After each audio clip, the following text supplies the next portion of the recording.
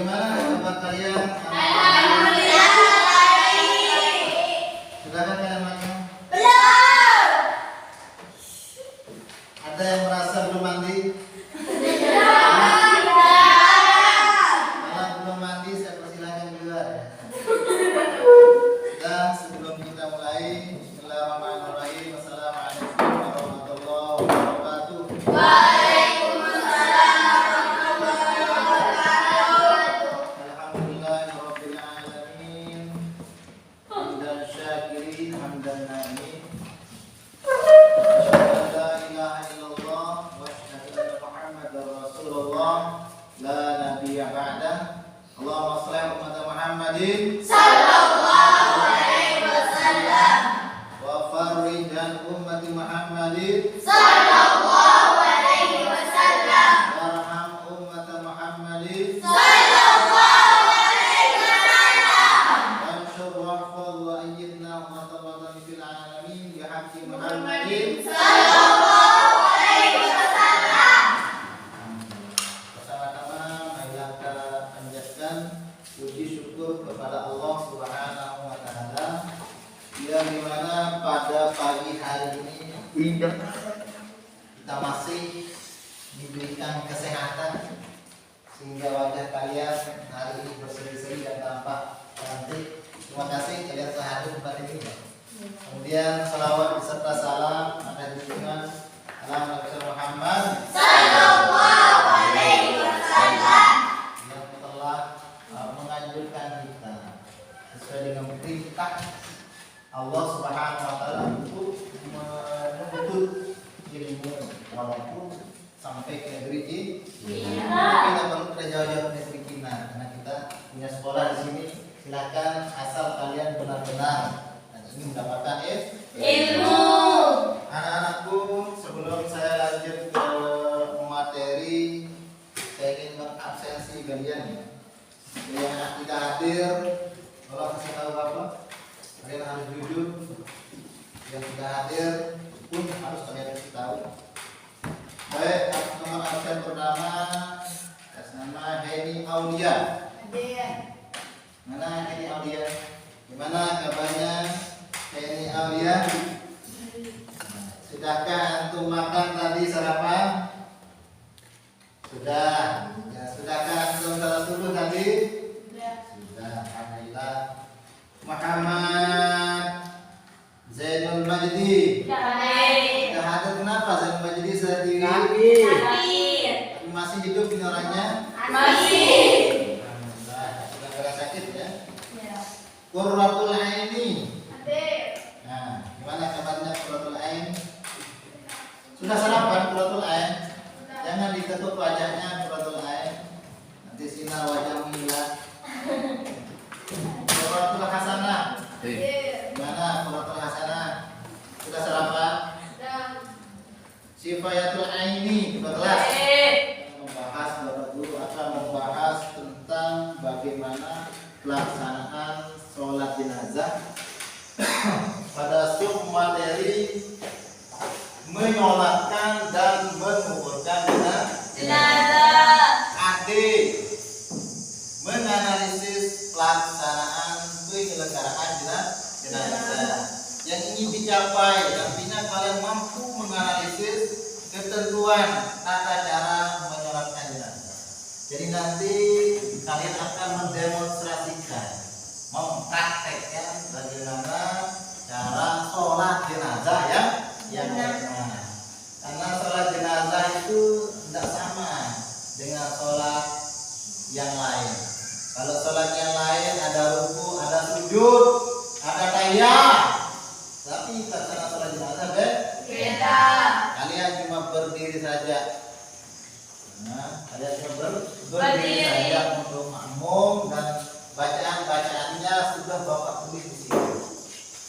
Nanti kita akan praktek satu orang saja di depan untuk mempraktekkannya nanti. Anak-anakku yang saya banggakan, Bapak Guru telah membagikan kalian LKPD, tempat kerja peserta didik. Nanti itu fungsinya untuk saya perintahkan, saya suruh kalian menganalisis pembelajaran tentang bagi apakah video diambil oleh bapak guru nanti sesuai dengan ajaran syariat. Yes. Baik anak-anakku yang saya banggakan, ada beberapa hal yang diwajibkan ketika seorang telah meninggal dunia. Ada 4 hal. Adakah yang tahu itu? Yang 4 hal itu? Minggu kemarin sudah saya jelaskan itu ada. Karena minggu kemarin itu Bapak Guru telah menjelaskan pelaksanaan sholat jenazah, sub materi memandikan dan mengkafani jenazah. Bapak Guru juga menyinggung hal-hal yang wajib dilakukan oleh orang yang masih hidup terhadap orang yang sudah meninggal dunia. Pertama apa? Memandikan. Kedua, mengkafani. Ketiga, keempat. Ada yang masih ingat berapa lapis kain kafan yang dipergunakan pada jenazah laki-laki? Berapa? 5. Kalau Ustazah TV berapa? 4. Nah, Ustazah Gina laki-laki. Silakan berapa lapis? 5. Ustazah Gina bisa menjawab itu. Jadi untuk lapis yang dipergunakan kain kafan untuk jenazah laki-laki itu 5 lah. 5 lapis. Benar atau tidak? Benar. Mana yang benar? Itu dong. Tidak. Tidak. Untuk jenazah laki-laki. Yang terkecoh tapi untuk jenazah perempuan 5. Silakan juga menggunakan kain kafan berwarna putih. Tapi kalau tidak ada yang berwarna putih, boleh memakai warna yang lain. Ya. Jadi kalau sekarang untuk materi tentang menyolatkan dan menguburkan jenazah. Menyolatkan jenazah hukumnya fardu kifayah. Apa itu fardu kifayah? Cukup satu orang mengerjakan sholat jenazah, menggugurkan kewajiban yang lain. Kalau tidak ada satu orang pun yang melakukan sholat jenazah, berarti yang lain itu berdosa. Itu makna fardu kifayah. Beda dengan fardu ain. Fardu ain setiap individu wajib mengerjakan sholat jenazah. Tapi sekarang fardu kifayah cukup satu orang yang mewakili kewajiban yang lain. Ini akan menggugurkan kewajiban yang lain. Bagaimana cara pelaksanaan sholat jenazah? Caranya kalau jenazahnya laki-laki, usalli ala hadzal mayyiti arba'at takbiratin fardhu kifayatin lillahi ta'ala. Ini kalau jenazahnya laki-laki. Kemudian kalau jenazahnya perempuan, usalli ala hadhihi mayyitati arba'at takbiratin fardhu kifayatin lillahi ta'ala. Ini niat. Kapan dibaca niat? Sebelum takbiratul ihram yang pertama. Kita membacanya dulu baru takbiratul ihram. Sholli ala misalnya, sholli ala hadzal mayyit arba'at takbiratin fardhu kifayatin lillahi ta'ala. Allahu akbar. Bertakbir, baca Fatihah. Bismillahirrahmanirrahim. Alhamdulillahirabbil alamin. Arrahmanirrahim. Maliki yaumiddin. Iyyaka na'budu wa iyyaka nasta'in. Ihdinas siratal mustaqim. Shiratal ladzina an'amta 'alaihim ghairil maghdubi 'alaihim waladdallin. Amin. Allahu akbar. Allahumma shalli 'ala sayyidina Muhammad. Oleh yang pendek-pendek ini, kalian kalau melanjutkan selawat ada yang panjang setelah di akhir bisa pakai selawat yang panjang. Selesai baca selawat, kita takbir lagi. Allahu akbar. Takbir ketiga kita baca doa. Allahumma fir lahu warhamhu wa'afihi wa'fu anhu. Untuk laki-laki. Untuk perempuan, Allahumma fir laha warhamha wa'afiha wa'fu anha. Domirnya diganti. Mu'annas dipakai. Sudah takbir ketiga, dilanjutkan takbir keempat. Allahu akbar. Baca doa. Allahumma la tahrimna ajrahu wa la taftinna ba'dahu waghfir lana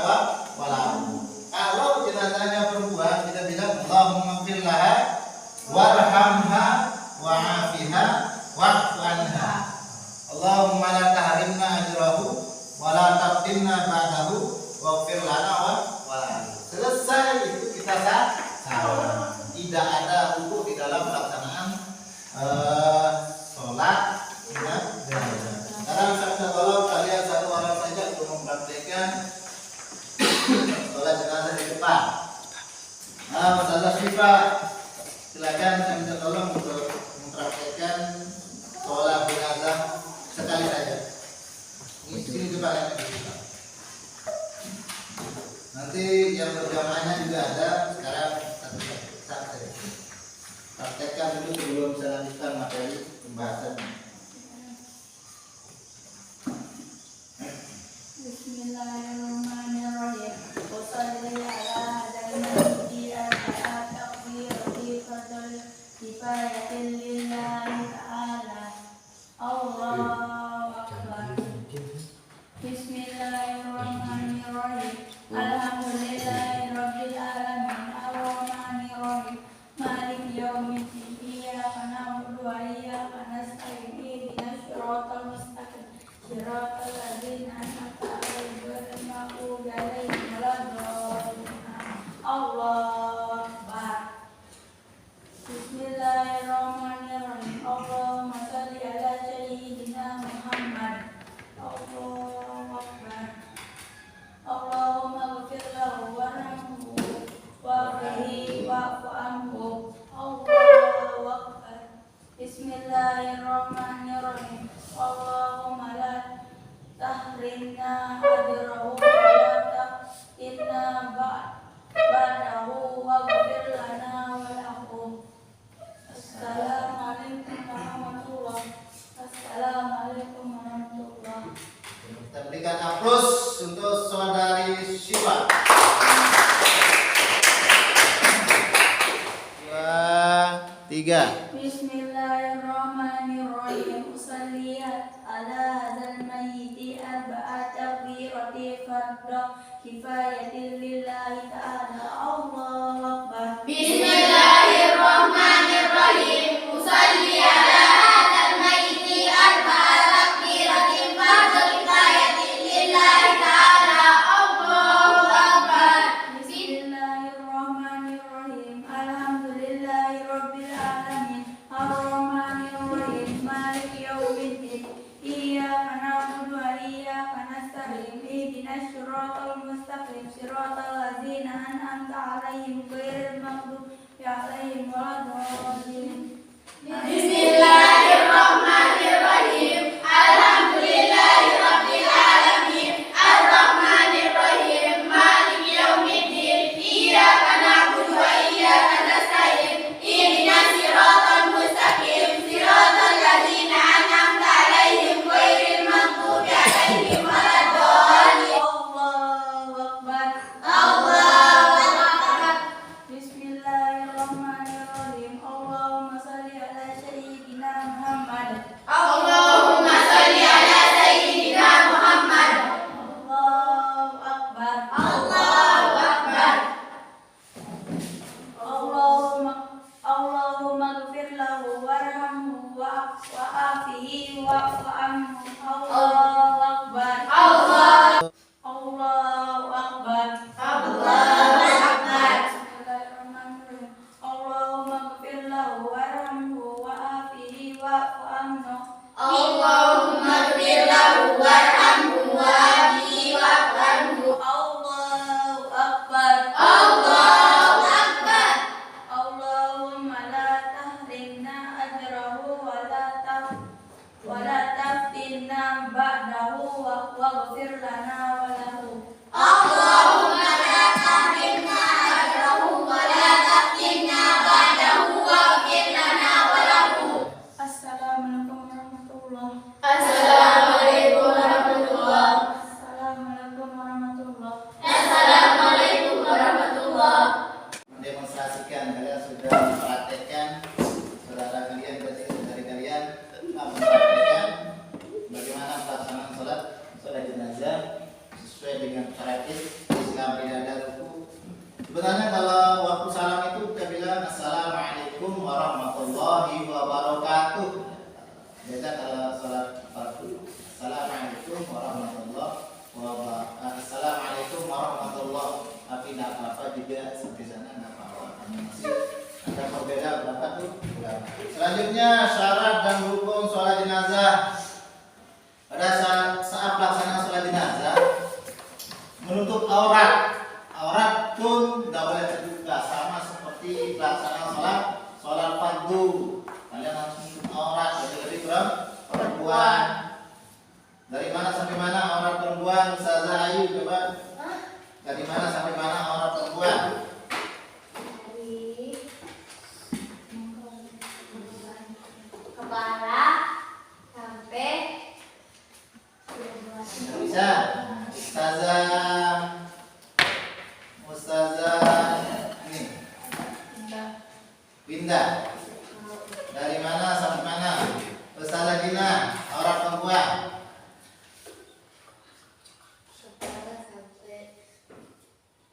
Seluruh badan kecuali itu harus tertutup sebagai syarat sah sholat itu bisa diterima oleh Allah Subhanahu wa Ta'ala. Perempuan, laki-laki auratnya dari mana sampai mana? Pusat sampai lutut. Makanya laki-laki boleh dia bertelanjang dada, tapi kalau perempuan tidak boleh.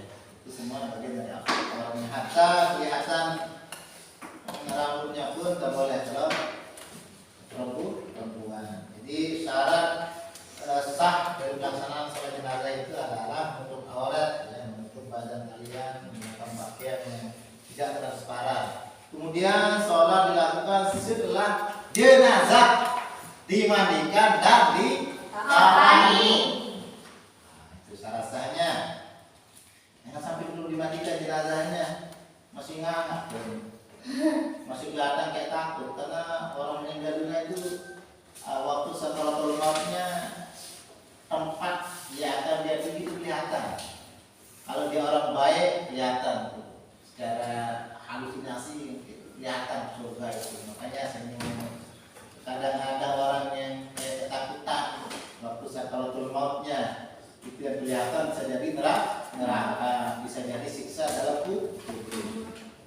Sholat jenazah dilakukan setelah jenazah dimandikan dan dikafani. Pernah kalian mengikuti pelaksanaan sholat jenazah yang dimandikan?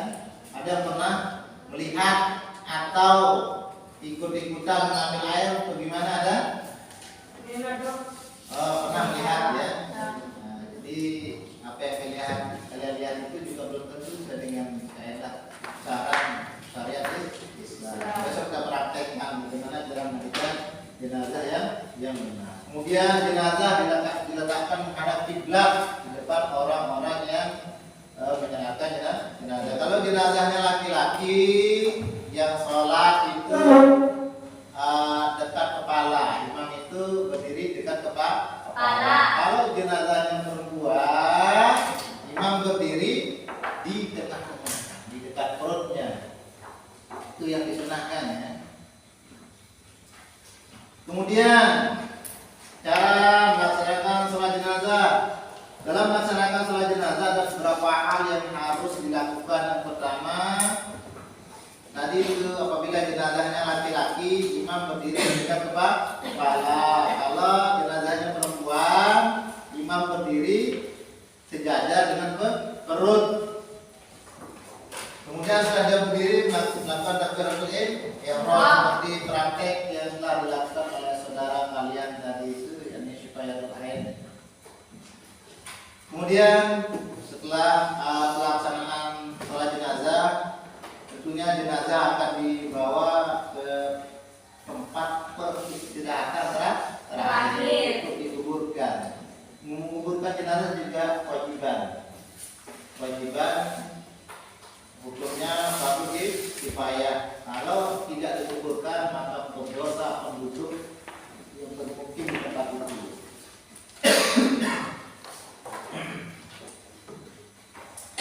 Beberapa hal yang disunahkan di dalam menyegerakan pemakaman. Menyegerakan pemakaman itu sunnah. Ya, apalagi lebih-lebih itu orang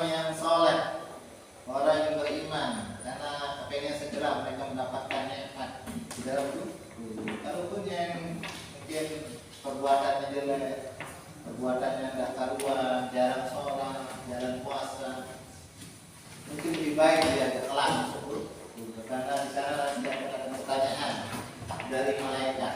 Siapa nama malaikat yang menanya dalam kubur? Siapa? Iya, itu wajib kita akan jumpa itu kalau tinggal dunia nanti. Wajib kita akan berjumpa dengan mereka. Ada beberapa pertanyaan yang akan ditanyakan kepada kita. Kalau kita lulus dengan pertanyaan bukan akhir itu, maka kita akan insya Allah diberikan nikmat di dalam kubur. Jadi penantian untuk menunggu kiamat itu tidak terasa karena kita mendapatkan nikmat dalam kubur. Kemudian ada beberapa hal yang dimakruhkan sewaktu membawa jenazah ke dalam kubur. Waktu kita orang membawa keranda jenazah itu ada beberapa hal yang dimakruhkan. Yang pertama yang dimakruhkan itu sebenarnya ini sering terjadi di masyarakat kita. Yang makruh itu kita membaca zikir besar-besar. Allahumma sholli ala Muhammad. Tapi karena sudah terbiasa ya. Kalau kecil-kecil tidak apa-apa. Tapi mengiringi jenazah dimakruhkan membaca zikir besar-besar. Itu menurut pendapat Muhammad Abduh ya, yang menjelaskan berzikir keras itu adalah satu hal yang diadakan. Jadi kan makanya kalau nanti suatu hari suatu ketika kalian ada yang akan membawa keranda jenazah ke kuburan, mohon cara kalian jangan berbesar juga. Kemudian yang dimakruhkan membawa jenazah dengan diiringi api, hanya memakai api. Kalian diiringi jenazah menggunakan obor misalnya atau yang semisal dengan obor itu hukumnya makruh. Kemudian yang makruh juga duduk sebelum jenazah diletakkan dalam kubur. Sudah nunggu di sana duduk semuanya bersila. Jenazahnya belum diletakkan dalam kubur. Makanya ketika jenazah sudah memasuki kuburan kita diserahkan berdiri untuk menghormati jenazah. Berdiri. Setelah diturunkan boleh duduk. Sudah itu saja pelajaran kita pada hari ini ya. Mudah-mudahan apa yang Bapak Guru sampaikan bermanfaat dan bisa kalian pahami. Sebelum Bapak tutup silakan diskusi tanya jawab mengenai pelaksanaan sholat jenazah untuk materi menguburkan dan menyolatkan jenazah. Silakan ada yang mau bertanya. Siapa yang pertama? Ustazah Tiwi. Tafadhol pertanyaannya agak membesar suaranya Tiwi. Apakah ada rukuk di dalam sholat jenazah? Jawabannya tidak ada ya. Sholat jenazah tidak ada rukuk. Karena nanti kalau kalian rukuk, jangan sampai kalian apalagi sujud, jangan sampai jenazah itu kita seperti sujud pada jenazah, rukuk sama dengan jenazah. Makanya itu tidak ada ya. Rukuk sujud dalam pelaksanaan sholat jenazah. Sudah, yang kedua ada lagi yang tanyakan tapi paham? Ustazah Tiwi puas memuaskan ya. Ada lagi pertanyaan yang kedua siapa? Terus malu-malu ayo ditanyakan saja. Ustazah Gina. Apakah ada bacaan ayat pada pelaksanaan sholat jenazah? Bacaan ayat pada pelaksanaan sholat jenazah itu tidak ada. Jadi di anjuran hadis anjuran yang akan disampaikan Rasulullah itu dan baca Fatihah ya, ayat yang ada Fatihah ya. Fatihah saja. Dengan setelah Fatihah membaca sholawat dan takbir 3 4 kilo. Jadi Fatihah itu juga ayat. Jadi kalau ditanyakan apakah ada ayat. Sudah gimana Ustazah Gina puas? Paham? Selanjutnya tinggal 2 saja. Ini waktu saya mau habis ini kita keluar main. Ya, Ustazah Syifa. Apakah wajib menghadapkan mayit ke arah kiblat? Ya, menghadapkan jenazah mayit nggak harus. Jadi harus menghadapkan wajah si mayit menghadap Kiblat. Kalau seandainya lupa dihadapkan ke arah kiblat, harus dibuka itu, harus dibongkar kuburnya. Kalau masih 1, 2 hari, 3 hari harus dibongkar kuburnya dan dibalik itu, mengarahkan wajahnya menghadap kiblat. Itu hukumnya wajib ya. Selanjutnya ada pertanyaan selanjutnya keempat terakhir. Siapa yang terakhir pertanyaan? Zananda. Cukup? Ada lagi? Tidak ada ya. Kalau tidak ada kita cukupkan sampai di sini. Aku yang terbuka dan yang terbaik. Bapak telah menyampaikan materi dari awal sampai akhir. Mudah-mudahan kalian bisa memahami apa yang Bapak sampaikan. Mungkin ada beberapa hal yang kalian mau sampaikan kaitannya dengan materi yang Bapak ajarkan hari ini, apakah baik atau tidak. Silakan, mungkin ada masukan dari kalian untuk Bapak guru, bagaimana cara mengajarkannya, bagaimana seharusnya Bapak mengajarkannya. Ada masukan ke saya, Ustazah Syifa? Ustazah Binda ada? Berarti baik ya? Ya. Terima kasih ya. Baik, kita cukupkan sampai di sini.